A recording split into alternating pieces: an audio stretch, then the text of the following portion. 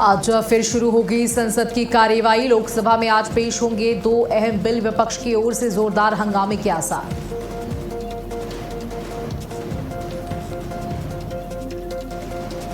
आज से यूपी विधानसभा का मानसून सत्र। सदन में आज जोरदार हंगामे के आसार। 6 अगस्त चलेगी यूपी विधानसभा का मानसून सत्र।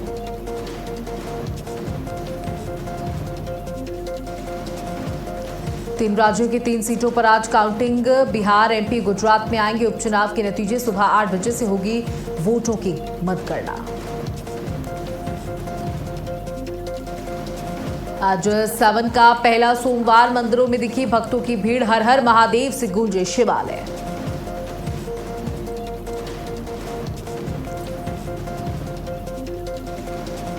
कांवड़ यात्रा को लेकर मेरठ और मुजफ्फरनगर में स्कूल बंद। आज से 10 अगस्त तक बंद रहेंगे स्कूल।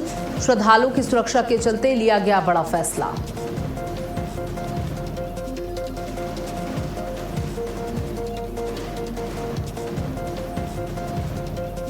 देश भर में आज बारिश का अलर्ट। यूपी समेत कई राज्यों में जोरदार बारिश के आसार। पहाड़ों पर भूस्खलन की चेतावनी।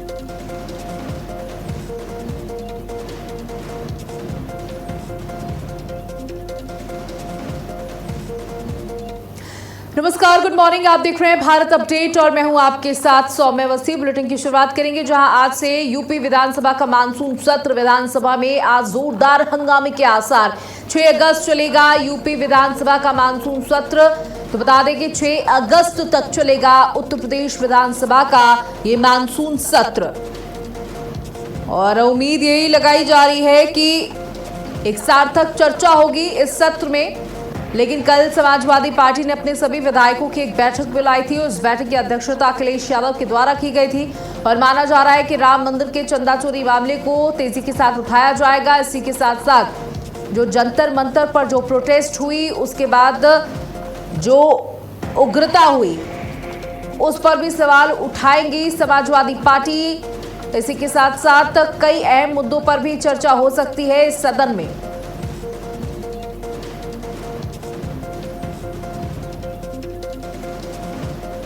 तो बता दें 6 अगस्त तक चलेगा यूपी विधानसभा का मानसून सत्र। तो यूपी विधानमंडल का मानसून सत्र आज से होगा शुरू। चढ़ावा चोरी और बिजली संकट के मुद्दे पर सरकार को विपक्ष घेरेगा। तो 3, 4, 5, 6 अगस्त तक ये चलेगा। पहले दिन केवल शोक प्रस्ताव होगा। 2026-27 के लिए अनुपूरक बजट पर चर्चा होगी 4 अगस्त को। 5 अगस्त की बात करें तो कई महत्वपूर्ण नए विधेयक पेश किए जा सकते हैं। 6 अगस्त को अनुपूरक बजट पर चर्चा और वोटिंग होगी। तो देखिए, सरकार इन 4 बिंदुओं पर चर्चा करने वाली है इन 4 दिन। लेकिन विपक्ष किस तरीके से रिएक्ट करता है, विपक्ष की तरफ से किन किन मुद्दों को उठाया जाता है, ये भी देखना होगा। तो 27 की लड़ाई यूपी में सियासत तेज हो चुकी है। विपक्ष के मुद्दे क्या है वो भी आपको बता रहे हैं। जब विपक्ष का सबसे बड़ा मुद्दा पेपर लीक, बाढ़ और बिजली का संकट। इसी के साथ साथ चढ़ावा चोरी, जो लगातार समाजवादी पार्टी इस मुद्दे को भुनाने का प्रयास कर रही है। कानून व्यवस्था पर भी सरकार को घेरा जा सकता है इस सदन सत्र के दौरान। विधानमंडल, यूपी विधानमंडल का मानसून सत्र है और सरकार किन बातों को रखेगी इन 4 दिनों में, किस तरीके का प्लान सरकार का है वो भी आपको बता रहे हैं। और विपक्ष किन मुद्दों पर सरकार को घेर सकता है वो भी आपको बता रहे हैं। तो देखिए, मानसून सत्र में विपक्ष राम मंदिर, चढ़ावा चोरी का मुद्दा उठाएगा। सदन में बिजली संकट, बेरोजगारी पर सरकार को घेरा जाएगा। पहले दिन समाजवादी पार्टी विधायक आलम बदी के निधन पर शोक प्रस्ताव होगा। तो विधानमंडल का मानसून सत्र आज से शुरू हो रहा है। सत्ता पक्ष ने विपक्ष से जनहित के मुद्दों पर सार्थक बहस और सदन की गरिमा बनाए रखने की अपील की है। तो वहीं विपक्ष ने राम मंदिर, चढ़ावा चोरी, छात्र आंदोलन, बिजली संकट, किसानों के लिए खाद की उपलब्धता और बेरोजगारी जैसे मुद्दों पर सरकार को कटघरे में खड़ा करने की रणनीति बनाई है। और हमारे साथ हमारे सहयोगी प्रणवीर जुड़ चुके हैं। प्रणवीर से बातचीत कर लेते हैं। प्रणवीर, देखिए, आज से सत्र शुरू हो रहा है, मानसून सत्र, उत्तर प्रदेश का मानसून सत्र शुरू हो रहा है। माना जा रहा है कि सरकार अपने मुद्दों को रखेगी, जो हमने अभी लगातार रिपीट किए, किन किन बातों को रखा जाएगा। पहले दिन जो है शोक प्रस्ताव रखा जाएगा और उसके बाद आगे दिन प्रतिदिन जो जनता से जुड़े हुए मुद्दे हैं उनको रखा जाएगा। लेकिन विपक्ष का प्लान कुछ और है। राम मंदिर के मुद्दे पर सरकार को घेरा जाएगा, बिजली संकट को लेकर सरकार को घेरा जाएगा।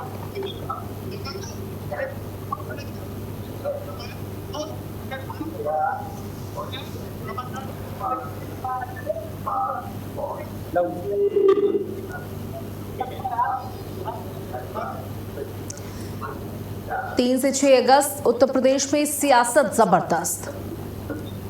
पहले दिन केवल शोक प्रस्ताव, दूसरे दिन अनुपूरक बजट पर चर्चा, कई महत्वपूर्ण नए विधेयक पेश। 5 अगस्त को 6 अगस्त को अनुपूरक बजट पर चर्चा और वोटिंग होगी। प्रणवीर सुन पा रहे हैं जी? प्रणवीर सुन पा रहे हैं आप?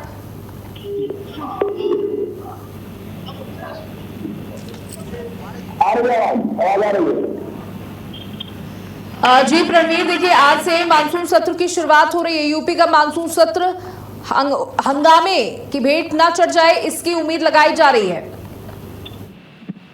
निश्चित तौर से उत्तर प्रदेश में आज के मानसून सत्र की आकर चलने की संभावना है, जिससे आज जो है व्यक्त करने के बाद कहीं ना कहीं मानसून सत्र खत्म हो जाएगा और कल जो है पूरा बजट पेश होगा। कहीं ना कहीं मानसून सत्र इसके चलने वाला है और जिस तरीके से विपक्ष ने तैयारी की है, इस तैयारी को लेकर के साफ तौर पर आकलन लगाया जा सकता है कि कहीं ना कहीं जिस तरीके से पेपर न्यूज और अयोध्या चंदा चोरी का जो चढ़ावा है उसको लेकर के समाधान रहेगा। विपक्ष लगातार सरकार से जोड़ने का काम करेगी, चाहे वो रोजगार का मामला हो, चाहे महिला सुरक्षा की बात हो, चाहे उत्तर प्रदेश की जो अयोध्या चंदा चोरी हुआ है और पेपर न्यूज, कई तमाम मुद्दों पर जो है विपक्ष जोड़ने का काम करेगा। हालांकि कल पर दलीय बैठक हुई, तो दलीय बैठक में साफ तौर पर कहा गया है कि सत्र संयोग दिया जाए, किसी प्रकार से कोई हंगामा न किया जाए।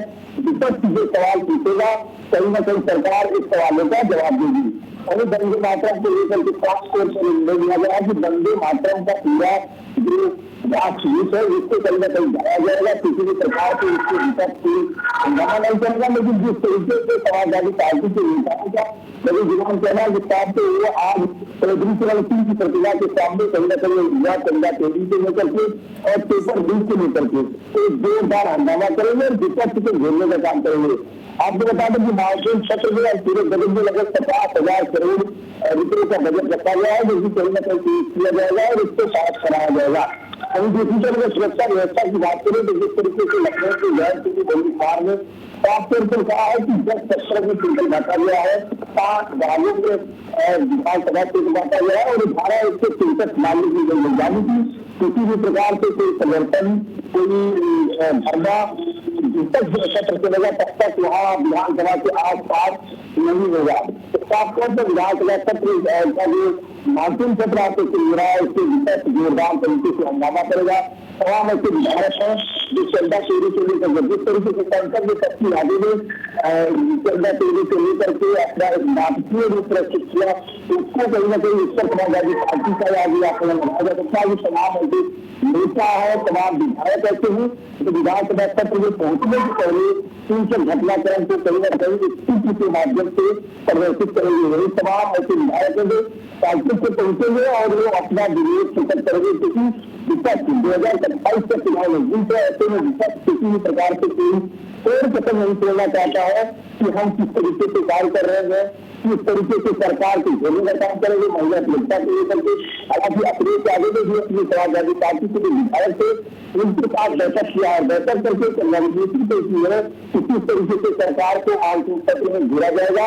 हालांकि आज के कृषि संदेश जतेगा तो संदेश के बाद कहीं न कहीं विधानसभा चल सकते स्थगित कर दी जाएगी, लेकिन कल पूरा बजट पेश किया जाएगा जो भी 50,000 करोड़ रुपए का आंकड़ा लगाया जा सकता है, जिससे सत्र है 27 जिसके विकास कार्यों को लेकर कई योजना बनाई जाएगी। लेकिन विपक्ष की तैयारी जो है साफ तौर पर से विकास को लेकर के पश्चिमी राज्यों से राष्ट्रीय कार्यक्रम ने किया, उस पर जिस तरीके से परिवार पर नियुक्त किया है उस पर पश्चिमी राज्यों ने एक साफ तौर पर जवाब दिया था कि हम किसी भी नहीं डरते हैं। तो उसका समाजवादी पार्टी आज किस तरीके से प्रदर्शन करती है, किस तरीके से लड़ती है, हालांकि उनको समय बताएगा, लेकिन जो तैयारी है समाजवादी पार्टी के नेताओं की साफ तौर पर की महिला सुरक्षा को लेकर के, रोजगार को लेकर के, पेपर लीक को लेकर के और अयोध्या प्रकरण को लेकर के वो कहीं ना कहीं बिल्कुल बिल्कुल प्रणवीर, तो देखिए आज इन तमाम मुद्दों को लेकर के सरकार अपनी बातों को रखेगी 6 अगस्त तक और विपक्ष के भी मुद्दे तैयार हैं, क्योंकि कल देखिए समाजवादी पार्टी ने अपने सभी विधायकों को बैठक के लिए बुलाया था। उसकी अध्यक्षता अखिलेश यादव ने की थी और अभी थोड़े दिन पहले हमने दिल्ली में सदन के बाहर एक नाटक देखा जिसमें पप्पू यादव साधु के वेश में मौजूद थे और चंदा चोरी का पूरा प्रकरण वहां पर उन लोगों ने दिखाने की कोशिश की। तो माना जा रहा है कि इसी तरीके का कुछ विरोध आज यहाँ उत्तर प्रदेश में भी हो सकता है और सदन के अंदर भी चंदा चोरी का मामला बहुत तेजी के साथ उठाया जा सकता है।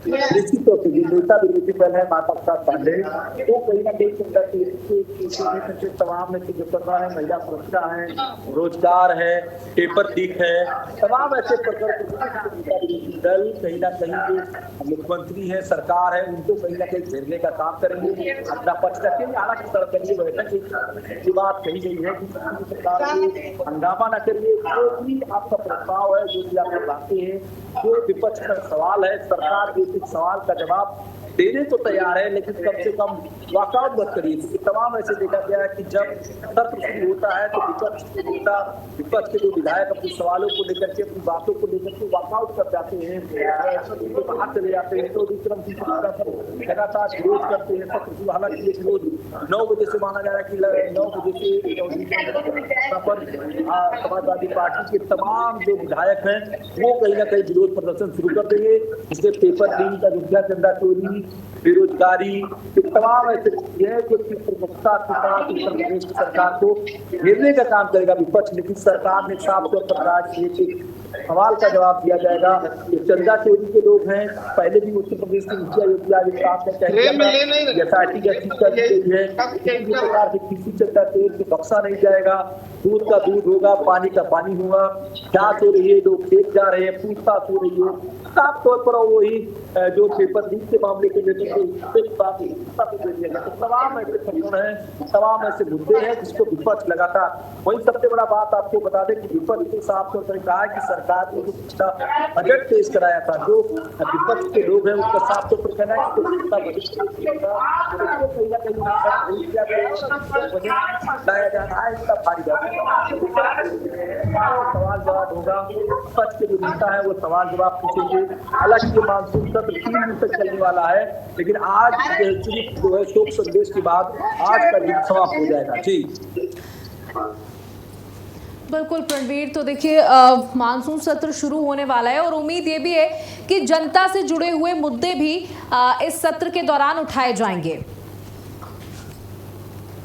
जनता से जुड़े हुआ मुद्दा गंभीर मुद्दा है, क्योंकि विपक्ष इसको किसी प्रकार से छोड़ना नहीं चाहेगा।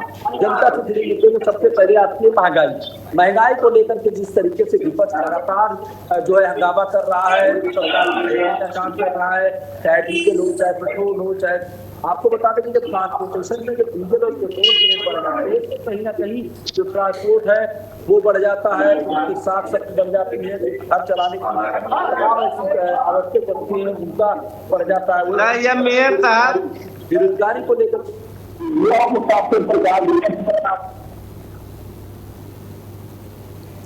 बहुत बहुत शुक्रिया प्रणवीर हमारे साथ जुड़ने के लिए, जानकारियां साझा करने के लिए। तो देखिए आज सावन का पहला सोमवार है, मंदिरों में भारी भीड़ देखने को मिल रही है भक्तों की। हर हर महादेव से शिवालय गूंज रहे हैं। तो आज सावन का पहला सोमवार है और हर हर महादेव के जय घोष से पूरा मंदिर परिसर गूंज उठ रहा है। आज जितने भी शिवालय हैं उनमें लगातार भीड़ देखने को मिल रही है सुबह से ही, और सिर्फ सुबह से ही नहीं बल्कि देर रात से ही लंबी लंबी कतारें लोगों की लग चुकी हैं भगवान के दर्शन करने के लिए, भगवान की पहली झलक पाने के लिए। कहते हैं कि श्रावण का महीना भगवान शिव को समर्पित होता है और सोमवार का जो दिन होता है वो भगवान शिव के लिए होता है, उनकी आराधना के लिए होता है। कहते हैं जो सोमवार है वो भगवान शिव का दिन है और इसलिए सावन का ये पहला सोमवार बहुत महत्वपूर्ण है। इसी के साथ मंदिरों में भारी भीड़ देखने को मिल रही है।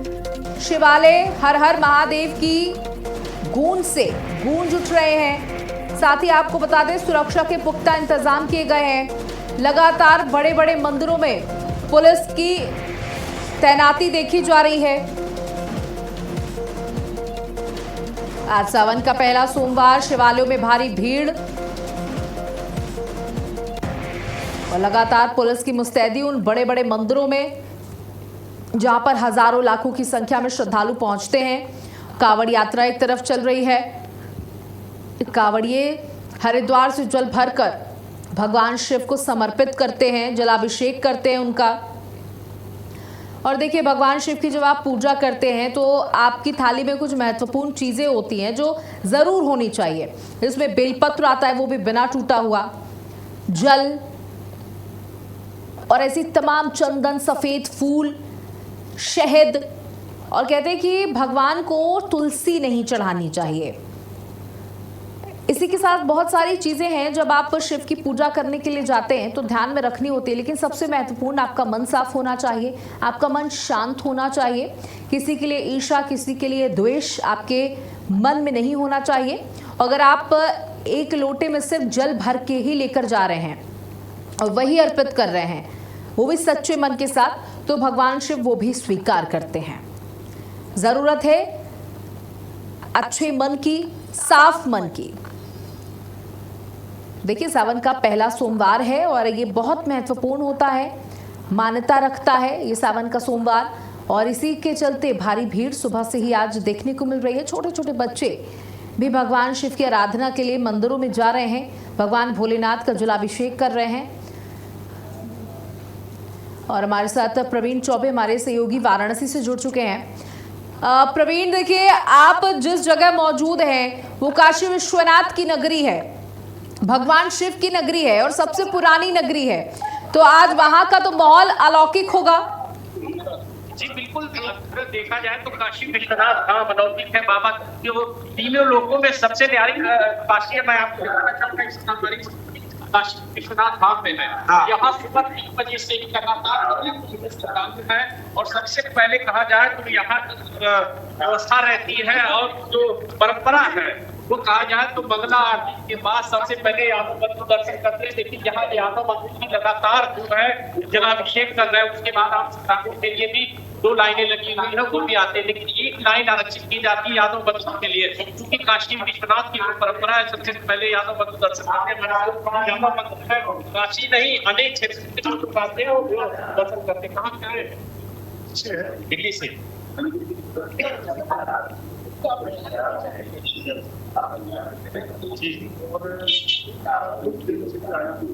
श्रावण मास की हमारे लिए लाइन में लगे बाबा का दर्शन कैसे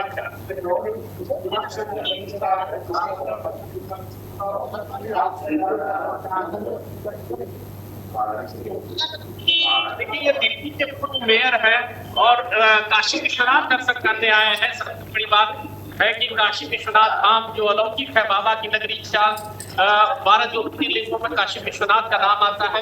लोग किस तरह से करते हैं, मैं एक बात चाहूंगा तस्वीरों के माध्यम से कैमरा में दिखा दें। ये जो लाइन है, ये जी प्रवीण, जाना चाहूंगी आज कितने बजे से दर्शन शुरू हो चुके थे? ये खड़ा है, ये देखिए, आपको दिखाना चाहेंगे, ये खड़ा है। इतने बड़े ही घड़े खड़े की जो परंपरा है यादव बड़े खड़े सारे हाथ में रहता है और ये खड़ा लेके देखिए, ये भाई साहब भी खड़ा लिए हुए हैं। खड़े की जो परंपरा है इनकी, वही लेकर ये दर्शन करते हैं। इतना बड़ा घाट आपको एक साथ क्या है।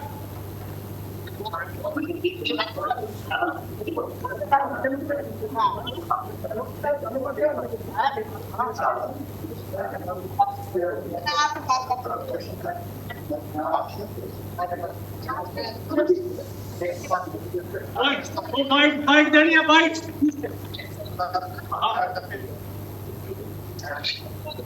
आप श्रद्धालुओं के लिए क्या कहना चाहेंगे? बाइट देनी है।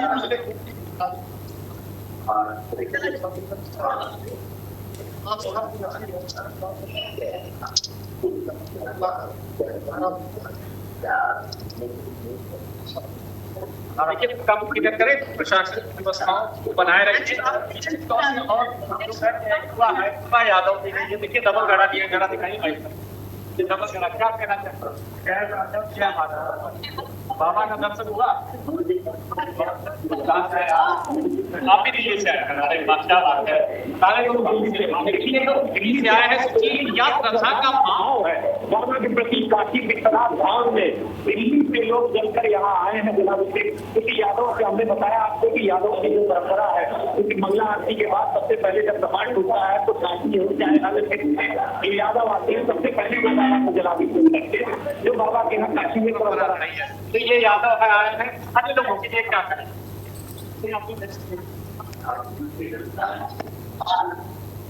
निश्चित बाबा सबकी मनोकामना पूर्ण करते हैं, और भी लोग हैं। ऐसा क्या नाम है आपका? बाबा श्रद्धालु लगातार अगर कहा जाए तो बाबा का दर्शन कर रहे हैं, और सुबह से जो व्यवस्था और सारे जिला प्रशासन के लोग श्रद्धालुओं पर और व्यवस्था की लगातार दर्शन कर रहे हैं और अपनी मनोकामना को पूर्ण कर रहे हैं। सावन का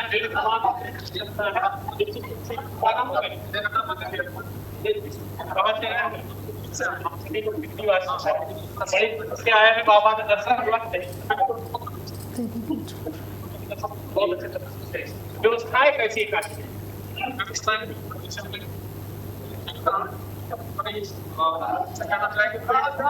का सम्मान करते हुए धक्का मुक्ति ना करके बाबा के दर्शन आराम से हम अपने मेयर साहब के नेतृत्व में सब दिल्ली से आए थे। हमारे समाज के सारे हरियाणा से किए, राजस्थान से किए, विधायक किए, मंत्री किए हरियाणा से।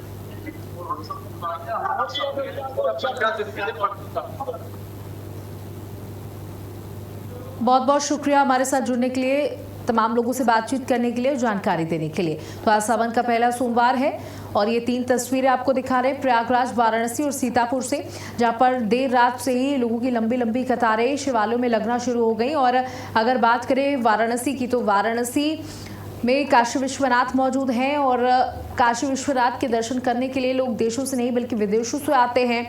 और आज हर शिवालय में भारी भीड़ देखने को मिल रही है। भगवान भोलेनाथ के दर्शन पूजन के लिए लोग पहुंच रहे हैं, जलाभिषेक कर रहे हैं, दुग्धाभिषेक कर रहे हैं। आज जगह जगह आपको बता दें कि भगवान भोलेनाथ की आराधना की जा रही है। और प्रयागराज, वाराणसी, सीतापुर से ये 3 तस्वीरें। सावन में भोलेनाथ का दरबार सजा हुआ है, लोग हाथों में जल लेकर जलाभिषेक के लिए जा रहे हैं। कहते हैं कि सावन का सोमवार बहुत ही पुण्यदायी होता है। जो भगवान की आराधना मन से करता है, भगवान उसकी हर इच्छा की पूर्ति करते हैं। तो आस्था का जन सैलाब देखने को मिल रहा है। भारी संख्या में महिलाएं, छोटे बच्चे, पुरुष, बुजुर्ग सब पहुंच रहे हैं शिवालयों में। लंबी लंबी लाइनें लगाकर इंतजार करते हुए भगवान भोलेनाथ का जलाभिषेक कर रहे हैं। इसी के साथ साथ प्रशासन के पुख्ता इंतजाम है, जगह जगह CCTV लगाए गए हैं।